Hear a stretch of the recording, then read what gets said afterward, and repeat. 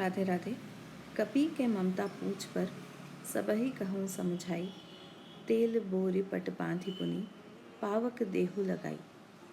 श्री गोस्वामी तुलसीदास जी द्वारा रचित श्रीमद् रामचरितमानस के सुंदर कांड के दोहा क्रमांक 24 की सरल व्याख्या करते हुए भगवान मैथिली शरण जी कहते हैं कि यद्यपि हनुमान जी ने जो भी बातें कहीं वे सब रावण के हित में ही थीं, पर वह हनुमान जी से दुष्ट और बंदर का संबोधन करके अपने सैनिकों से उन्हें मार देने का आदेश देता है।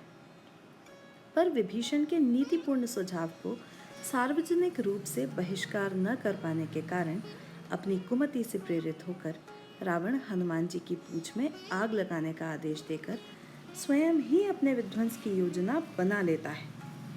भगवान के भक्त को नष्ट करने की योजना बनाने वाले को ही नष्ट कर देती है, क्योंकि तब भगवान की क्रोधाग्नि में सब कुछ जलकर भस्मीभूत हो जाता है।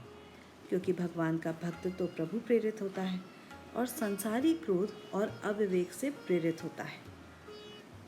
जो अपराध भगत कर करई, राम रोष पावक सो जरई। भगवान की कृपा से ना तो हनुमान जी जले और ना ही विभीषण का घर जला। रावण क्रोध अनल निज, श्वास समीर प्रचंड। जरत विभीषण राखेउ, दीन्हेउ राज अखंड। रावण अपने क्रोध की अग्नि से अपनी ही लंका में आग लगा देता है, क्योंकि क्रोध में व्यक्ति का विवेक सदसत का विवेक नहीं कर पाता है। जय श्री राम।